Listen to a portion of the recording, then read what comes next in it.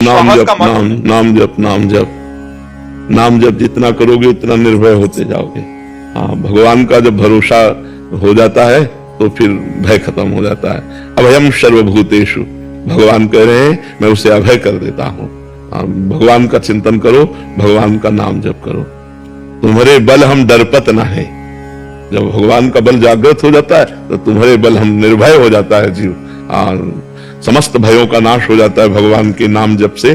तो नाम जप करो। हरि स्मृति सर्व विपद विमोक्षणम, भगवान की याद, भगवान का चिंतन सब विपत्तियों से, सब भयों से, सब दुखों से बचा लेता है। इसलिए नाम संकीर्तन करो, भगवान का नाम जप करो, भगवान की लीला कथा सुनो, उसी से निर्भय होता है जीव। नहीं तो हमसे कुछ गलतियां हो जाती हैं, कुछ पाप हो जाते हैं जो हमारे हृदय को भयभीत करते हैं। और कोई नहीं भयभीत करता, हमारे आचरण ही हमको भयभीत करते हैं। यदि आप कहीं गलत हैं, आप कहीं कमजोर हैं, कोई गलती है, तो बिना किसी के भय दिए आप भयभीत रहेंगे। और आप निष्पाप हैं, निर्भय हैं, तो आप देखिएगा आपका हृदय एकदम प्रफुल्लित रहे। हमने कोई गलती नहीं की, चाहे जितना बड़ा कोई विरोधी खड़ा हो जाए, आप परास्त नहीं होंगे, क्योंकि आपको रहेगा मैंने कोई गलती नहीं। और अगर अपने में कोई गलती है तो बिना किसी विरोधी के भी हम डरते रहेंगे कि यार मतलब कहीं, वो अंदर अंदर डरता रहता है। तो हम गलत ना करें। अगर गलती हो भी गई है तो आज से नियम लेके हम गलत ना करें और नाम जप करें, तो हमारे अंदर का डर खत्म हो जाएगा। भगवान सब रक्षा करते हैं। वसुधा जी नोएडा से। राधे राधे। राधे राधे महाराज जी। महाराज जी, किसी भी ईश्वर के धाम पे अगर भक्तों की सेवा करने का मौका मिले या भजन कीर्तन का अवसर मिले तो हमें क्या करना चाहिए? दोनों में क्या श्रेष्ठ है, भजन कीर्तन या भक्तों की सेवा? भजन कीर्तन करते हुए भक्त सेवा। हम अंदर राधा राधा जप रहे हैं, भक्त सेवा करें, इसमें क्या परेशानी? राधा राधा अंदर जप रहे हैं, भक्त सेवा भी अनिवार्य है और भगवत सुमिरन भी अनिवार्य है, और दोनों एक साथ करना चाहिए। सुमिरन करते हुए भक्त सेवा करनी चाहिए। मान लो कुछ कीर्तन में बैठे हैं तो कुछ कीर्तन में बैठने वालों को पवाने की व्यवस्था में लगे हुए हैं, उनको खवाना है, पियाना, या आए हुए तीर्थ में भक्तों का स्वागत करना है, तो हम उत्साह पूर्वक अंदर नाम जप करते हुए और उनका सेवा करें। भक्त सेवा का त्याग करके हम भजन कीर्तन सुन रहे हैं तो नहीं, या हम भजन छोड़ करके ऐसे शरीर से सेवा में केवल लगे, वो भी ठीक नहीं। दोनों बातें होनी चाहिए। अंदर हमारे नाम चल रहा है और बाहर हम सेवा कर रहे हैं, तो भजन भी चल रहा है, संत सेवा, अतिथि सेवा, जो भी तीर्थ यात्रियों की सेवा वो भी चल रही है। मिलिंद अग्रवाल जी मुरादाबाद से। राधे राधे महाराज जी। महाराज जी, मेरे मन में धन और प्रतिष्ठा पाने की प्रबल इच्छा तो है, लेकिन उस धन से मिलने वाले भोगों में अब कोई आकर्षण नहीं लगता। ये अवस्था क्यों हो रही है? क्या ये नाम जप का प्रभाव है या कोई भ्रांति है? नाम जप का प्रभाव है। नाम जप और बढ़ाइए तो ये धन और प्रतिष्ठा की चाह भी मिट जाएगी। ये अच्छी नहीं है, ये जहर है, बहुत घटिया बात है, बहुत घटिया बात। धन की इच्छा बढ़ जाए तो राक्षसी प्रवृत्ति आ जाए, चोरी करना, हिंसा करना, लूटपाट करना, बेईमानी से सब में उतर जाए, और प्रतिष्ठा की बात आ जाए तो हिंसा हो जाए कि बात प्रतिष्ठा की, मान सम्मान के आगे बोले मार। तो ये दोनों बातें घटिया बात है। मान सम्मानम कल्याति घोर गरलम नीचापमानम सुधा, श्री राधा मुरली धरो भज सके वृंदावन माते। हे मित्र, सम्मान को विष समझो और अपमान को अमृत समझो। नीच पुरुषों द्वारा किए हुए अपमान को अमृत समझो और राधा माधव का भजन करो, इसी में शांति है। जो इसके भोग है उसमें मेरा कोई आकर्षण नहीं होता, जो मिलने वाली जो सुविधाएं हैं उनमें कोई आकर्षण नहीं होता। अभी समझ नहीं पा रहे हो आप अंदर की बात को, और आप कह गए कि मुझे भोगों में आसक्ति नहीं। जब भोगों में आसक्ति नहीं होगी तो रुपया बाहर लगने लगेगा। यार हमें जब खर्चा नहीं करना, हमें कुछ खाने नहीं, कुछ सुविधाएं नहीं लेनी, तो इसको हम डाल के क्या करें? अरुचि हो जाएगी नहीं हो जाएगी? तो कहीं ना कहीं रुपये में जो प्रीति है वो भोगों में प्रीति कहलाती है, क्योंकि रुपये से भोग मिलता है। रुपया ना खा सकते हैं, ना सूंघ सकते हैं, ना उसको ओढ़ सकते हैं, ना बिछा सकते हैं। काम में केवल भोगों के ही तो आता है। तो अंदर कहीं भोगासक्ति है जो रुपए में प्रेम करवाती है, अंदर कहीं देहासक्ति है जो मान सम्मान में हमारी प्रीति कराती है। तो हमें और भजन करना चाहिए और धीरे धीरे शांत हो जाएंगे। अच्छा, जैसे 2000 का नोट बंद हो गया है, अब 2000 की आपको एक अटैची दी जाए तो आप लोगे? क्यों? क्योंकि उससे भोग नहीं मिलते। लेकिन 500 की अटैची तो ले लोगे ना क्योंकि उससे भोग मिलते हैं तो मूल तो भोगासक्ति हुई ना, मूल तो उससे मिलता है भोग, इसीलिए तो हमें रुपया प्रिय है। नहीं तो 2000 भी तो रुपया है, वो नहीं रखोगे क्योंकि उससे भोग मिलते नहीं है। तो ये बात समझ ला है जी। विजेंद्र प्रताप सिंह जी।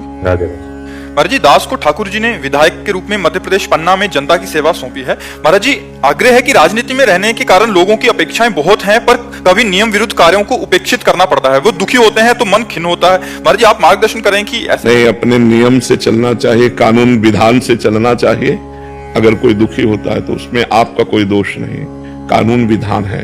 उसके जो आपके लिए विधायक पद में कानून है, जितना आप समाज सेवा का अधिकार रखते हैं और जैसे समाज सेवा का अधिकार पूरा होता है वो सब आपको पता है, तो वो आप कीजिए। उस आपके विधान के विपरीत अगर कोई चाहता है आपसे और आप नहीं करते हैं, वो दुखी होता है, तो वो उसकी मनोमालिन्यता है, उसकी बुद्धि है ऐसी, आपके द्वारा उसको दुख नहीं दिया गया है, इसलिए आप उसके किंचन मात्र भी दोषी नहीं माने जाएंगे। अब जैसे कोई आपसे ईर्ष्या करे कि आप विधायक हो और वो जल रहा है, दुखी हो रहा है, ये उसका चिंतन है, आपका इसमें विधायक होना थोड़ी दुखी का कारण है, उसका चिंतन है। तो ऐसे ही आप अपने विधान के अनुसार समाज सेवा कर रहे हैं और जो विधान के विपरीत आपसे करवाना चाहता है आप नहीं कर रहे, तो उसको दुख तो पहुंचेगा, लेकिन आप दुख देने के दोषी नहीं माने जाएंगे, क्योंकि वो अपने धर्म विरुद्ध, कानून विरुद्ध, ला के विरुद्ध चलना चाहता है, तो उसको दुख तो मिलेगा ही। इसलिए ऐसे लोगों की उपेक्षा ही कर देनी चाहिए। जो नीति विरुद्ध आपसे कार्य करवाना चाहें, तो वो दुखी हो या सुखी हो, अपने को धर्म नहीं छोड़ना, तो आपकी विजय होती जाएगी। जो आज पद मिला है 4 लोगों की सेवा, तो कल 40 लोगों की सेवा का मिलेगा, और भी पद हैं आगे चल करके। तो हम अपने पद को बहुत सही ढंग से निर्वाह करें, तो भगवान हमारे हमको आगे भी सेवा का अवसर देंगे। जी। आकाश सिंह जी, सुल्तानपुर। राधे राधे। राधे राधे महाराज जी। हे नाथ, आपकी और श्री जी की कृपा से अब मैं इस जीवन के उद्देश्य को धर्म मार्ग व भक्ति मार्ग की ओर बढ़ाना चाहता हूं, पर नाथ आत्मविश्वास की घोर कमी के कारण असफल हूं। स्वामी, क्या बिना किसी भजन पूजन साधन अभ्यास के बिना क्या मैं प्रभु की शरणागति को प्राप्त कर सकता हूं? नहीं कर सकते, नहीं कर सकते। जैसे गंगा नहाना है तो गंगा जी पर जाना पड़ेगा, आपको चलना पड़ेगा। गंगा नहाना है तो गंगा जी की यात्रा आपको करनी पड़ेगी। अगर आपको भगवान की प्राप्ति करनी तो आपको भगवत यात्रा करनी पड़ेगी, आपको नाम जप करना पड़ेगा, आपको भगवान का पूजन करना पड़ेगा, आपको भगवान की कथा सुननी पड़ेगी, आपको भगवान के लिए उत्साह रखना होगा, सब में भगवान का भाव करके सेवा करनी होगी। ऐसे ऐसे कैसे हो जाएगा? ऐसे कैसे हो जाएगा? 6 साल पहले मैं पुलिस में था, उसके बाद वहां पे बुरे कर्मों में नहीं, सबसे बुरे कर्म हो जाते हैं। आप कोई नए आदमी नहीं हो कि आपसे बुरे कर्म हो जाते हैं। हम लोग संसार की फिसलन में ऐसे फिसलते हैं कि सबसे बड़े बड़े बुद्धिमानों से भी चूक हो जाती है। हम ये इस बात में कि हमसे बुरे कर्म नहीं हुए, ये हम किसी की भी बात मानने वाले नहीं, क्योंकि फिसलन ऐसी माया की है कि सबसे गलती हो जाती है, लेकिन गलती होती ही रहे ये ठीक नहीं है। अब हम अपनी गलतियों को सुधारें, हम अब जो जानते हैं ये गलत है वो ना करें और नाम जप करें, तो भगवान कृपा करेंगे, ठीक हो जाओगे। ठीक है? निरंतरता नहीं आ रही है डॉक्टर सुरेंद्र सिंह जी, भजन में निरंतरता नहीं आ रही है। हाँ, खान पान पवित्र रखो, ज्यादा बातचीत करो मत, ज्यादा बातचीत सुनो मत, एकांत सेवन करो, वृद्ध शरीर है तो भजन में निरंतरता आने लगेगी। मन की चक्कर में ना पड़ो, जिह्वा से नाम जप करो, राधा राधा। ऐसे जैसे हम जप रहे हैं राधा राधा, हम जबान से जब, मन से जब निर्मल मन होता है तब भजन होता है, नहीं तो ऐसे 2-4 नाम जप करेगा भाग जाएगा, संसार का चिंतन करने लगेगा, तो वो निरंतरता में बाधा आ जाएगी। तो जबान से नाम जप करना प्रारंभ करें, अंदर ही अंदर, उपांशु जप उसे कहते हैं। मनीष जी, श्री हरिवंश महाराज जी, कृपा का संचार कैसे और क्यों होता है? क्या नाम जप, नाम के महत्व का बोध कृपा से होता है या नाम जप करने से कृपा होती है? नाम जप जब हम शुरू करते हैं तो कृपा से शुरू करते हैं। नाम जप में जब रुचि होती है तो कृपा से होती है, और नाम का जब साक्षात्कार होता है तो कृपा से होता है। ये सब कृपा से होता है। भगवान अहेतुकी कृपालु है। जैसे पिता अपने पुत्र के लिए सब बढ़िया करता है, लेकिन यदि पुत्र कोई गलत आचरण करे तो फिर उसे दंड मिलता है। तो हमारे ऊपर भगवान की बहुत कृपा है, वात्सल्य सिंधु है, सब कृपा से हो रहा है। पर हम गलत जब आचरण करते, गलत मार्ग में चले जाते, तो ऐसा अनुभव होता है कि हमारे ऊपर कृपा नहीं। जब हमें दुख मिलता है, विपत्ति मिलती है, अपमान मिलता है, वो हमारे पाप कर्म का फल होता है, तब लगता है भगवान की कृपा नहीं है। जब अनुकूलता मिलती है, प्रणाम नमस्कार वाहवाही, तो लगता है भगवान की कृपा है। नहीं, भगवान की कृपा सब पर मोर बराबर दया, सब पर बराबर कृपा है, बराबर दया है।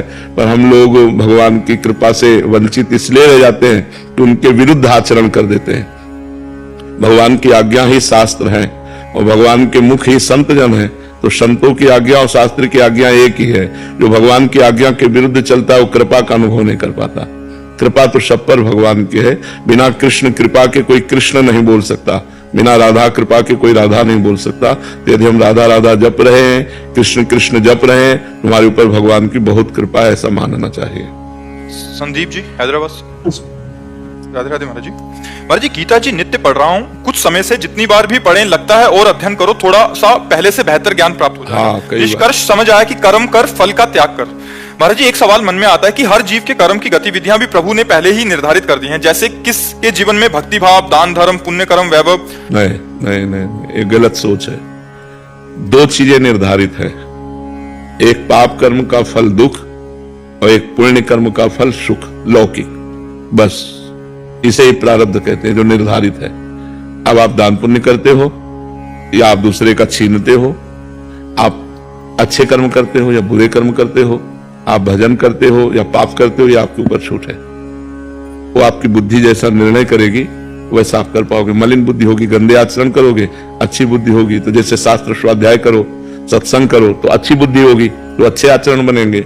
गंदे लोगों का संग करो, गंदी बातें देखो तो गंदी बुद्धि होगी, गंदे कार्य बनेंगे। इसमें भगवान का विधान नहीं है, ये हमारी सोच, हमको स्वतंत्र रखा गया है। इसके लिए स्वतः आप जो नया कर्म करना चाहो वो कर सकते हो, लेकिन परिणाम में आप नहीं, परिणाम में प्रारब्ध काम करेगा। जैसे आप बहुत प्रवीणता पूर्वक व्यापार कर रहे हो लेकिन घाटा लग गया, प्रारब्ध है आपका। कोई बहुत ज्यादा प्रवीण नहीं लेकिन मुनाफे पे ही चल रहा है, प्रारब्ध है उसका। तो सुख दुख रूपी परिणाम ये जो हमें अपने कर्मों के भोगने हैं ये पहले से निश्चित है, लेकिन नवीन कर्म अच्छा या बुरा ये हमारी सोच है। हम जैसा सोचेंगे वैसा कर्म करेंगे, वैसे ही हमें उसका भोग भोगना पड़ेगा। समझ पा रहे आप? इसमें हम ऐसा नहीं कि भगवान ने कि आदमी पाप करेगा या आदमी पुण्य करेगा, ऐसा नहीं। वो आदमी पाप कर सकता है, वो आदमी पुण्य कर सकता है, उसको उसका भोग भोगना पड़ेगा। वो आदमी चाहे तो सत्संग करके भजन कर सकता है। ऐसा कोई भगवान का विधान नहीं है कि आदमी जीवन भर पाप करे, जीवन भर पुण्य करे, ऐसा नहीं है। सुनील जी, न्यूयॉर्क से। राधे राधे महाराज जी। महाराज जी, आपने मुझे हर पल कृष्ण का स्मरण करने और हर समय राधा जी का नाम जपने की दिशा और शक्ति दी है। महाराज जी, मेरे मन में एक प्रश्न है कि क्या गलत कार्यों के कारण आत्मा मलिन हो जाती है? अंतःकरण, आत्मा तो कभी मलिन नहीं होती, वो तो एक रस है, वो निर्मल है, वो एक रस है जो आत्मा है। मन मलिन हो जाता है, अंतःकरण जो है वो मलिन हो जाता है। अंतःकरण मलिन हो जाने पर सब मलिन दिखाई देने लगता है। भगवान का चिंतन नहीं होगा, कथा वार्ता में रुचि नहीं रह जाएगी जब मलिन अंतःकरण होगा। तो हमें चाहिए कि हम पाप कर्मों से बचें, क्योंकि किसी चीज को साफ करने में ज्यादा टाइम लगता है, गंदा करने में नहीं लगता। जैसे आपको अपना आंगन है गंदा करो 1 मिनट में, लेकिन साफ करना है, झाड़ू पोछा लगाना तो समय लगता है। ऐसे मन को गंदा करने में देर नहीं लगती, लेकिन उसी मन को साफ करने में जब लगो तो वर्षों लग जाते हैं। साधना तपस्या भजन के द्वारा एक एक बात को सुधारने में वर्षों लग जाते हैं। इसलिए नाम जप करो, भगवान का आश्रय लो, भगवत मार्ग के अनुसार चलो, कोई गंदे आचरण न बन पावे। जब मन गंदा आचरण करवाता है तो अंतःकरण मलिन हो जाता है। उसे ज्ञान न होने के कारण आत्मा कह देते हैं, लेकिन आत्मा अलग है, वो कभी मलिन नहीं होती, वो सदैव निर्मल रहती है। हिमांशु सिंह जी, ग्रेटर नोएडा से। राधे राधे महाराज जी। महाराज जी, आपके चरणों में कोटि कोटि नमन। महाराज जी, शास्त्रों में पुरुषार्थ और भगवान की कृपा दोनों का महत्व बताया गया है। यदि कोई व्यक्ति पूरे पुरुषार्थ से प्रयास करे परंतु परिस्थितियां बार बार विपरीत हो जाएं तो सफलता ना मिलने पर इसे भगवान की विशेष योजना माने या अपने भीतर पुरुषार्थ की कमी माने? नहीं, पुरुषार्थ करने, अभी आपको बताया ना, योजना नहीं प्रारब्ध। उनसे जैसे बताया ना कि आप बहुत प्रयास कर रहे हो लेकिन आपको व्यापार में घाटा लग गया, तो आपने पुरुषार्थ किया लेकिन आपकी उन्नति नहीं हो रही, इसमें प्रारब्ध बाधा डाल रहा है। भगवान तो कृपालु है, वो तो कृपा ही करते हैं। अगर हमारे भागवतिक पुरुषार्थ में वृत्ति है तो हमारा प्रारब्ध जो बुरा है वो हमको विक्षेप डाल रहा है। एक बार एक प्रसंग से आपको समझ में आ जाएगा। विद्यारण्य नाम के एक महान सन्यासी हुए हैं, तो ब्राह्मण घर में जन्मे थे, तो बचपन में उनके घर में खाने पीने की भी अव्यवस्था थी। तो उन्होंने सोचा गायत्री पुरस्चरण करेंगे और गायत्री माँ से धन मांगेंगे, और जब वो धन दे देंगे तो अपने परिवार को सुखी करेंगे। तो एक पुरस्चरण 24 लाख मंत्र का होता है। उन्होंने एक पुरस्चरण किया, धन, गायत्री जी ने प्रसन्न हुई, न धन मिला। 2 पुरस्चरण किए, 3 पुरस्चरण किए, 23 पुरस्चरण किए। तब तक जवान हो चुके थे, माता पिता पधार गए थे। तो 23 पुरस्चरण करने वाले गायत्री मंत्र के महापुरुष के अंदर कितना ज्ञान आ गया होगा। तो उन्होंने संसार का त्याग कर दिया और सन्यासी, जे ही सन्यासी हुए ते गायत्री मां प्रकट हो गई। और उनका अब आप इंद्रासन मांगो तो भी दे देंगे। बोले आप क्या जरूरत है, जब जरूरत थी तब तो आप आए नहीं। तो बोले 24 महापाप थे आपके, 24 महापाप थे आपके, तो 23 पुरस्चरण से वो नष्ट हो गए और 24वां संन्यास लेने से नष्ट हो गया। अब जो तुम चाहो वो प्राप्त। बोले बस अब सन्यासी बन चुके, अब धन तो नहीं, अब हमें आत्मज्ञान चाहिए। तो बड़े आत्मज्ञानी महात्मा हुए। तो समझो, हम लोग तो माला दो माला, वो 23 पुरस्चरण करने पर भी धन नहीं प्राप्त कर सके, क्योंकि 24 महापाप थे। जेठी 24 पूरा हुआ संन्यास लेते ही तो ये गायत्री मां प्रकट हो गए। तो ऐसे ही हम प्रयास करते हैं, पुरुषार्थ करते हैं, तपस्या, साधना, व्रत, दान, पुण्य, लेकिन हमारे इतने बड़े पाप हैं तो हमको गिराएंगे, वो हमको सफलता नहीं देंगे, लेकिन वो नष्ट हो रहे हैं। भजन आपका व्यर्थ नहीं जा रहा, वो नष्ट, जहां वो नष्ट हुए तो सफलता ही सफलता हाथ में लग जाएगी।